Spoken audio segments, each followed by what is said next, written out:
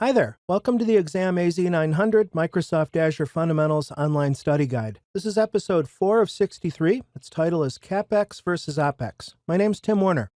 Today's objective in the AZ-900 objective domain starts with the functional group Understand Cloud Concepts, and we're marching merrily down through there. The objective at hand is describe the benefits and considerations of using cloud services, and our specific skill today is to understand the differences between capital expenditure, sometimes called CapEx, and operational expenditure, also called OpEx. You can download the Excel file that contains all of the AZ-900 skills broken out into more digestible, form. It's essentially a TOC for this video series at timw.info/AZ900. Let's get into it.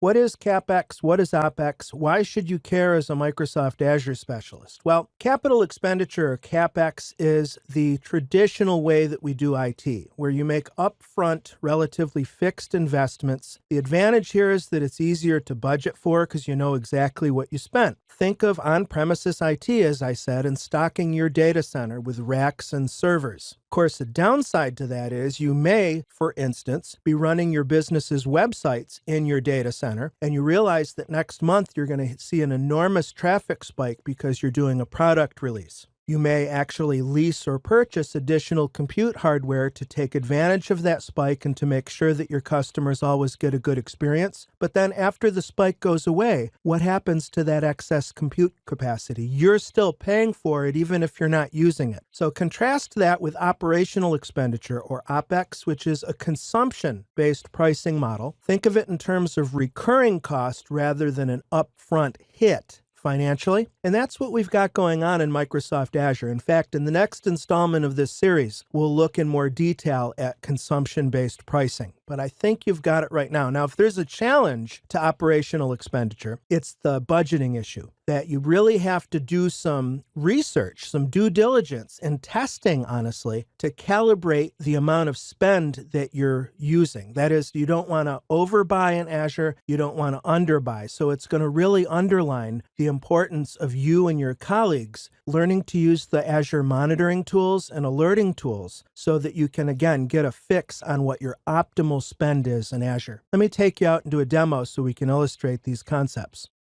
Here we are in the Azure portal, portal.azure.com, and as you can see, I have a virtual machine running. If I come into the properties of this virtual machine and come down under Settings, Size, you can see that we can vertically scale this virtual machine with a couple mouse clicks. It's pretty amazing how easy this is to do. We've got filter controls where you can look at, for instance, size, generation, family. You can look at, for instance, show me virtual machines that have at least 4 virtual CPUs up to 64. And also, let's go ahead and add another one where RAM should be at least 16 gigabytes. And as you make those changes, you can see the list of virtual machine sizes dynamically regenerates. If we scroll over to the right-hand side, you can even see an estimated runtime cost per month. Virtual machines in Azure are priced per minute that they're running. If I want to change the size of the virtual machine here, all I need to do is select and click Resize. It'll take a couple minutes. The virtual machine will be restarted, but compare how easy it is to resize this virtual machine in Azure with making a vertical scale on premises. If you need to increase the amount of RAM in your mail server, how long is it going to take you just to get approval to make the purchase? And then there's all the due diligence and research. How is this going to affect the system warranty? How can I be sure that this RAM is compatible with this system?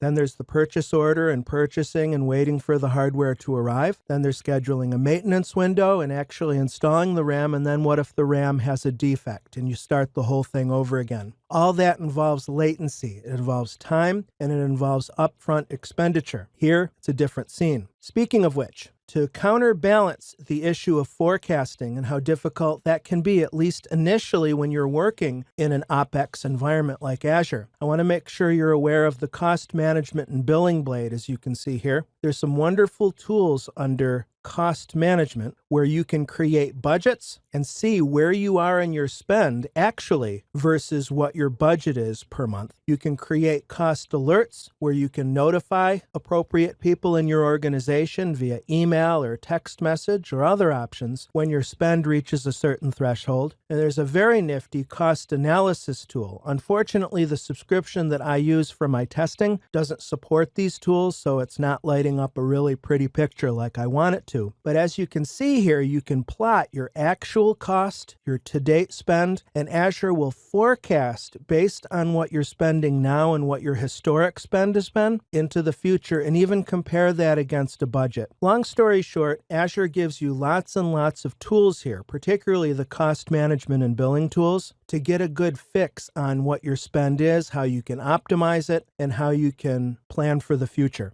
You know, I was going to end the demo there, but I just have to show you what that cost analysis blade looks like. So I've decided to log in to a Microsoft test subscription I have access to, because I just don't feel that I would be doing justice here unless I showed you what it actually looked like. So in this test subscription, notice that you can change. If you manage multiple subscriptions, you can easily regenerate the chart based on those. And you can view the data. Although it shows accumulated costs by default, there's a number of other views: costs by resource, daily costs, cost by service, and even importantly, invoice details to see exactly and to report on your consumption. You can change the time frame in several different aspects. And then when you're filtering, this is really slick. You can, for instance, come down to tag and show your spend by cost center. Many businesses use taxonomic tags, which are simple key value pairs, in their Azure subscriptions to mark different cost centers. And then you can create a view here and export it. You can download it. You can share a link to this chart with your colleagues. And tags, like I said, make a good way to localize your reporting. And as you can see down below, you can see these other views that show cost by resource group name, location, and service name. Really useful stuff. And lastly, Azure Advisor is a free service that I think all Azure customers should pay close attention to. And one of the things Azure Advisor does, as you can see here, is give you cost-saving tips and tricks for your subscription, stuff that you might not notice maybe because you're not skilled enough, you haven't reached your learning curve with Azure, or even if you have reached your learning curve, maybe you've been so busy you don't realize that, for example, you're paying for a public IP address that's not associated with a running Azure resource, or maybe that Azure sees that you can save money with Azure SQL Database by changing its pricing tier.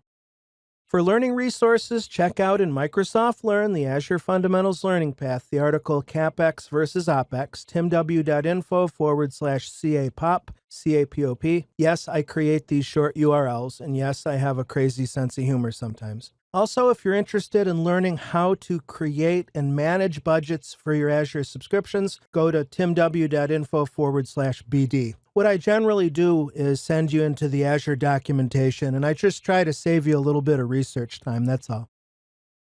All right, awesome. As always, thanks very much for joining me. You can find me at Twitter at TechTrainerTim. My Pluralsight courses are at timw.info/PS, and my website is techtrainertim.com. Happy studying. I'll catch you in the next episode.